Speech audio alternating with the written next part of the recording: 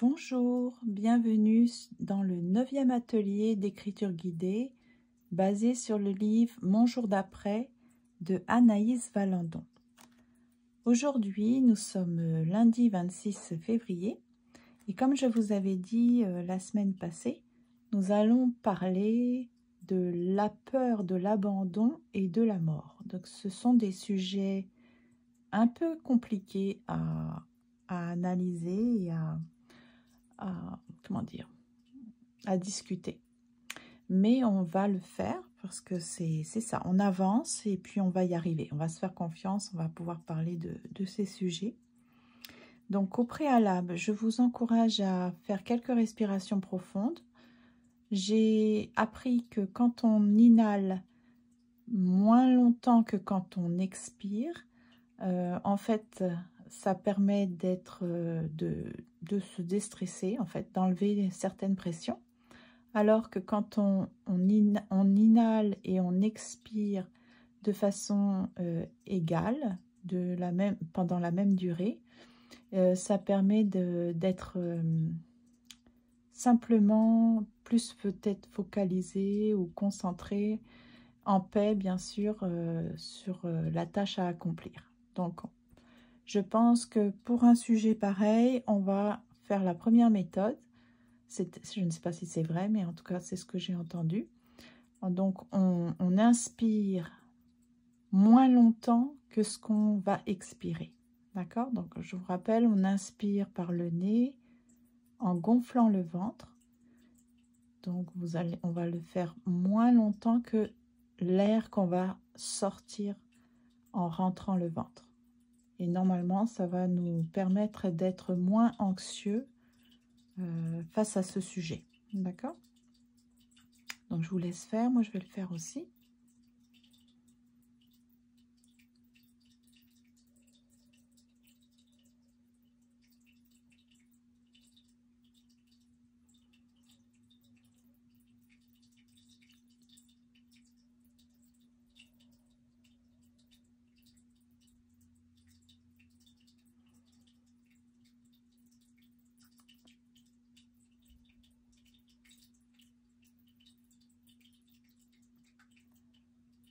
Voilà.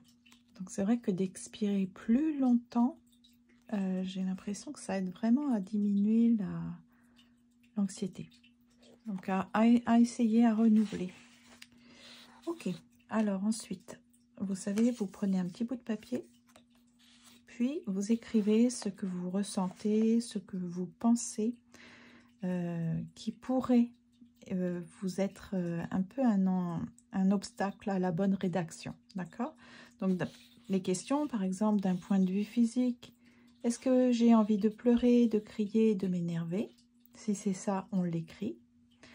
Qu'est-ce que je ressens? Est-ce que ça me serre l'estomac, le cœur? Est-ce que j'ai peur d'écrire? Est-ce que ça me coupe l'appétit ou au contraire, j'ai envie de manger? Est-ce que je ne sais pas quoi écrire? Est-ce que j'ai une douleur dans le corps? Est-ce que j'ai mal à la tête? Etc. Donc, on va analyser un petit peu ce qui se passe dans notre corps et dans notre tête. Donc, on va mettre bien nos pieds à plat sur le sol. On va essayer de se redresser et puis de passer par exemple des pieds et on remonte jusqu'à la tête pour essayer de voir s'il y a quelque chose qu'on détecte.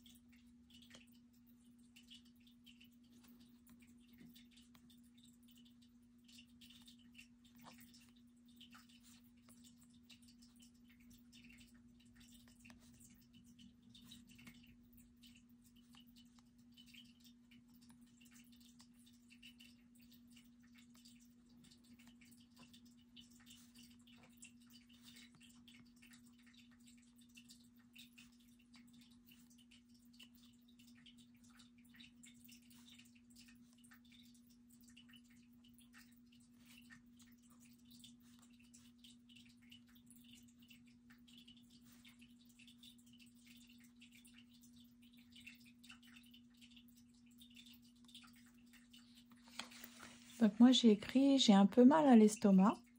Je trouve que ma respiration est un peu rapide. Alors du coup, en écrivant, je m'efforce de reprendre l'exercice de respiration. Je pense que j'aurais pu continuer à respirer profondément. Ça n'aurait pas été exagéré. Voilà, donc je mets ça à la poubelle. Ensuite, la fontaine refonctionne, mais par contre, je ne sais pas si vous notez, c'est très rapide. J'ai bien de la difficulté avec cette fontaine. Ok, donc on a dit, aujourd'hui nous sommes le 26, faut pas que je me trompe, lundi 26 février 2024. Je pense que je vais aller arrêter ma fontaine parce qu'elle est beaucoup trop rapide pour moi.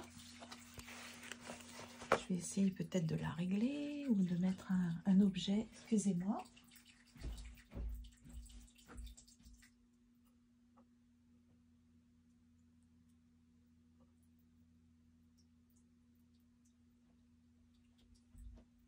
Voilà.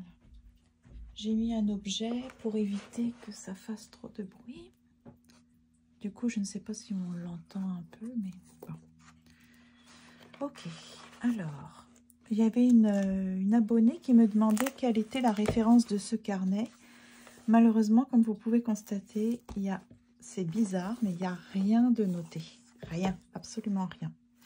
Donc, c'est un carnet, je pense, qui a été invendu parce qu'il y a un défaut. Normalement, je pense que la tâche devrait être plus à l'arrière, voyez. Donc, comme il y a ça fait un peu bizarre, cette façon de fermer. Normalement, je pense que c'est l'inverse, parce que là, c'est pas joli, vous voyez. Donc, je pense que c'est pour ça. Et il le vendait à Dollarama pour 5 $. Mais j'ai jeté le papier qui entourait le carnet, donc j'ai aucune idée de sa référence. Donc, désolée. Hein.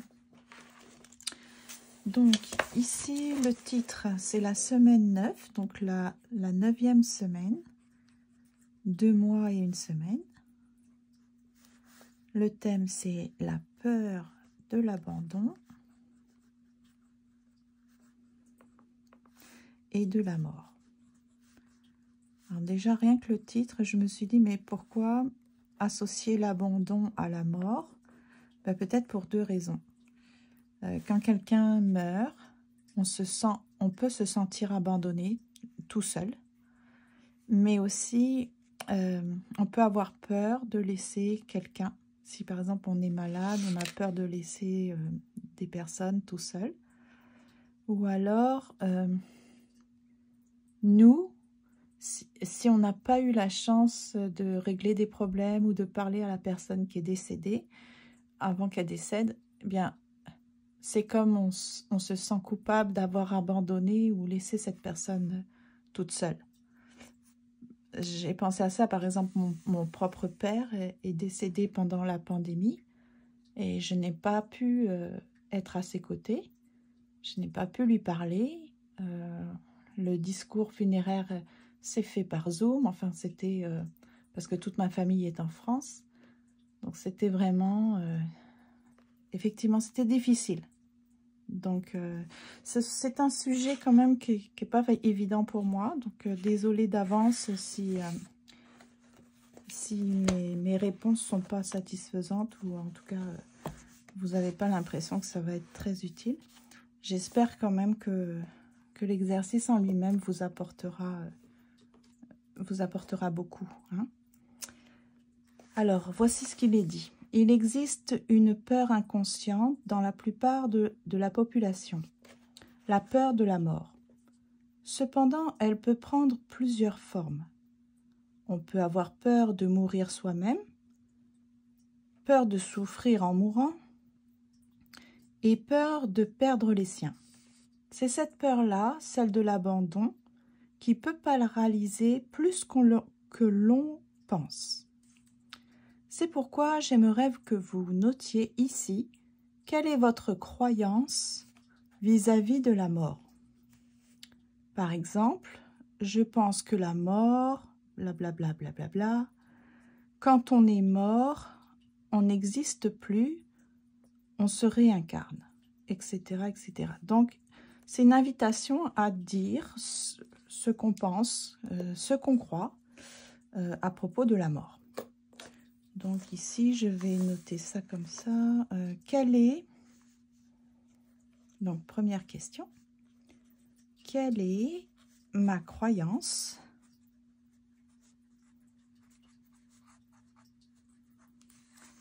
vis-à-vis de la mort? Ok.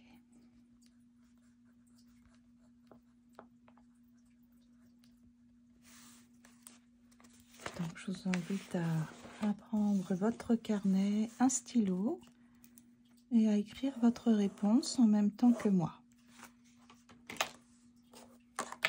Hop. Bon, ça n'ira pas plus loin. Hein. Alors, je me concentre un peu.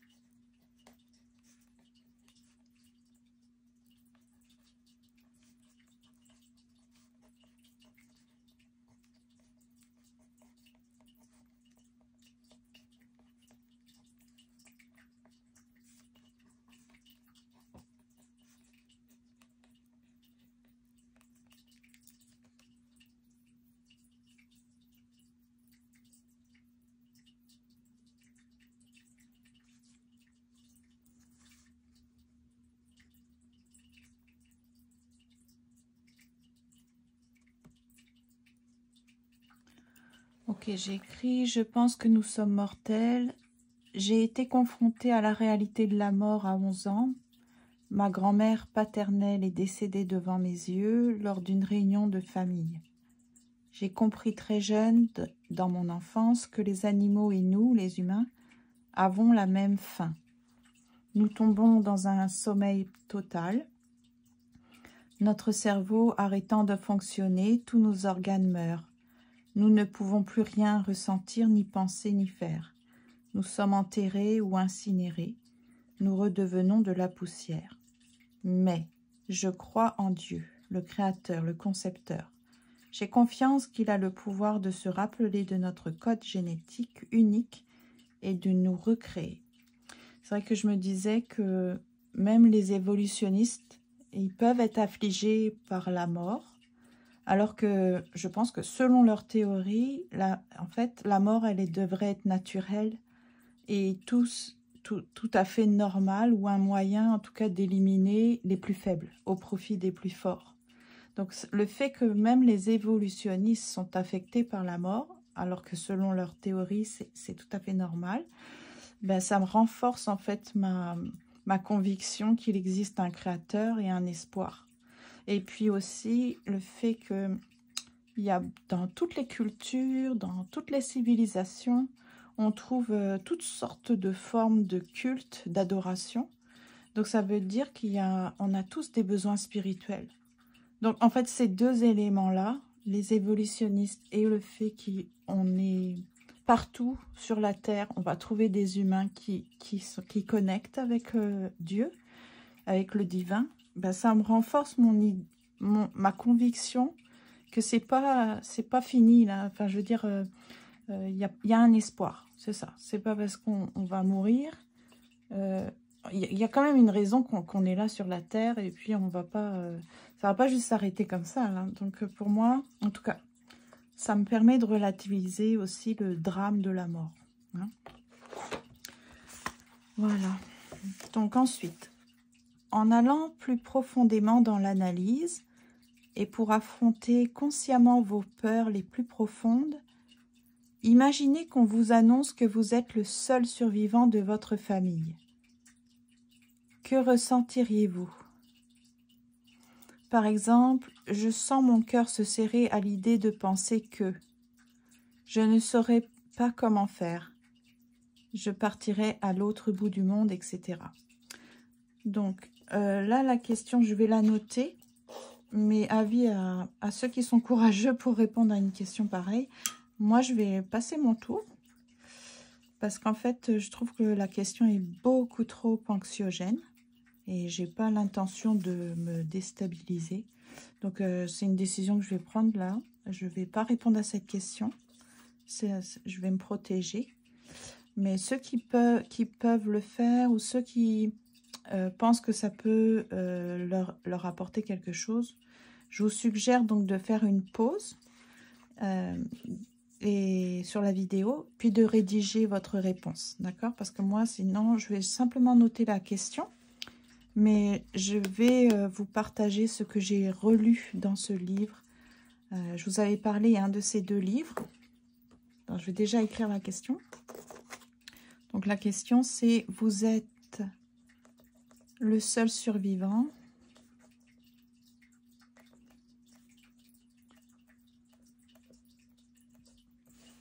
de votre famille.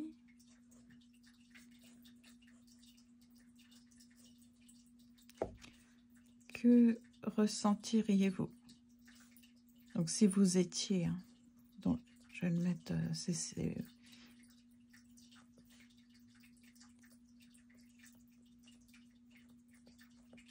ok. Donc là, si vous êtes le seul survivant de votre famille, que ressentirez-vous? Et sinon, on va le faire de façon hypothétique. Donc, si vous étiez le seul survivant de votre famille, que ressentiriez-vous? Hein? Ok, oui, donc c'est ça. Comme je savais que ça allait parler de la mort et aujourd'hui, j'ai remis le nez dans ces deux livres que je vous avais suggéré comme livre pour parler du deuil. Celui-ci est un livre carnet de deuil. C'est un livre, on va dire, avec des exercices art thérapeutiques. Et c'est très utile. J'ai fait une vidéo pour le feuilletage, donc vous pouvez aller essayer de la retrouver. Et puis celui-ci, c'est le deuil au fil des saisons. Donc c'est une écrivaine qui compare les différentes étapes dans le deuil aux saisons. Donc c'est très intéressant aussi. Puis il y avait beaucoup d'exercices.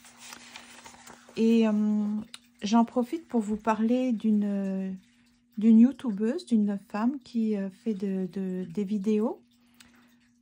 C'est une écrivaine privée, biographe familiale, psychobiographe et psychogénéalogiste. Et sa chaîne s'appelle Enza, pardon. Il faudra qu'elle me corrige ma prononciation. Enza Lumière, une plume pour votre voix.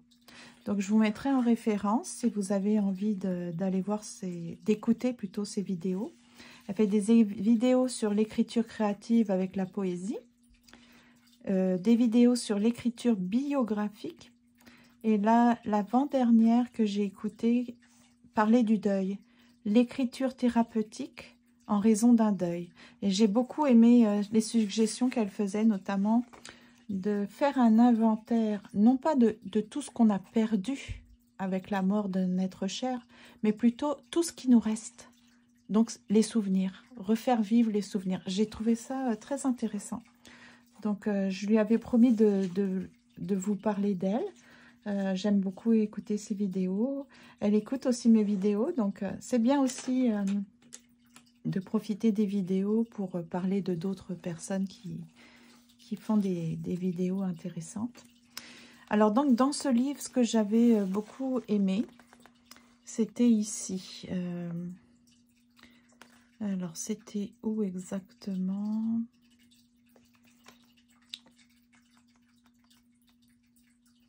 Ah oui, si on était tout seul, si on perdait des... Pourquoi j'avais sélectionné? Ah, ok. Là, j'avais trouvé intéressante, vous savez, l'histoire du Petit Prince de Saint-Exupéry.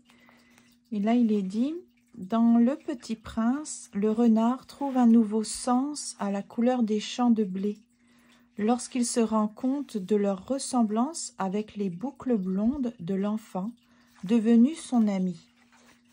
Saint-Exupéry raconte ensuite leur séparation. Ainsi, le petit prince apprivoisa le renard, et quand l'heure du départ fut proche, « Ah, dit le renard, je pleurerai. »« C'est de ta faute, dit le petit prince. Je ne te souhaitais point de mal, mais tu as voulu que je t'apprivoise. »« Bien sûr, dit le renard. Alors tu n'y gagnes rien. »« J'y gagne, dit le renard, à cause de la couleur du blé. » En effet, ce qui serait le plus triste quand on quitte un être qui nous est cher serait justement de ne pas être triste. Cela voudrait dire que l'on n'a rien vécu d'important ensemble. C'est pourquoi, comme le montre le renard, il y a une formidable manière de dire au revoir. Il suffit de parler de sa tristesse et de ce que l'on garde avec soi de l'autre. Une façon simple de s'assurer que le lien est plus fort que l'espace et le temps. Alors que je voulais vous partager ça. J'ai trouvé ça vraiment adéquat, approprié et très touchant. Là, j'ai mis une autre... voyez, comme disait, je pense qu'elle s'appelle Géraldine, dans sa chaîne Enza Lumière, une plume pour votre voix, avec l'idée de l'inventaire de ce qui nous reste, de ce que nous avons. Ce livre aussi suggère de faire le bilan de sa vie. Donc, au lieu de... On pourrait se demander, mais que suis-je devenu depuis cette épreuve, hein? Dresse la liste de tes forces intérieures et des ressources personnelles que tu as utilisées pour faire face à l'épreuve que tu viens de traverser. Établis la liste de tes qualités, de tes capacités et de tes valeurs et de tes convictions, de même que la liste de ce qui est important pour toi. de ce qui t'enthousiasme, te fascine, de ce qui peut favoriser ton épanouissement, etc. Donc, il y avait toute une liste de questions qui nous aident à faire le bilan de cette expérience, de qui on est devenu, comment ça nous a modifié. Donc ça, c'est quand on arrive vers la fin du cycle, hein, du deuil, parce que évidemment au début, il est hors de question de trouver un sens à la mort.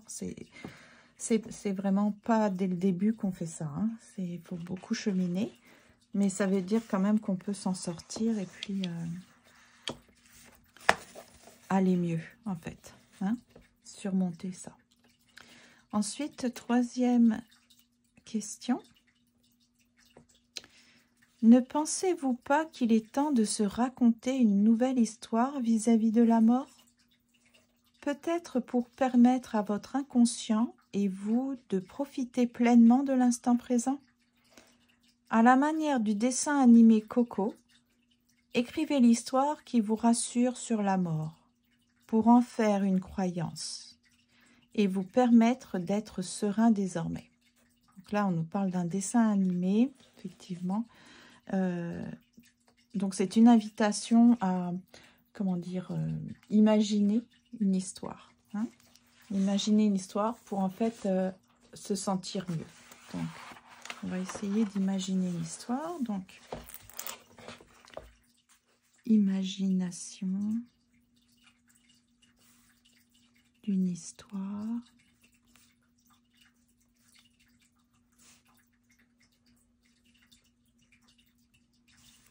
Alors, comment ils ont dit ça? Pour permettre à notre inconscient de vivre l'instant présent, ou de nous rassurer sur la mort. Ok.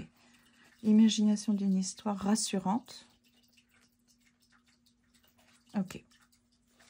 Par rapport à la mort. Bon, ça, c'est pas anxiogène. Donc, je vais essayer. Par contre, l'autre, imaginer qu'on est tout seul, les seuls survivants, non. C'est pas quelque chose que j'ai envie d'imaginer, là. C'est beaucoup trop stressant. Ok. Donc, bonne rédaction. Comme d'habitude, je vous mettrai à quel moment se trouvent les questions, à quel moment se situent les interventions, les apports. Et puis, comme ça va vous permettre de vous organiser pour votre propre rédaction. Hein.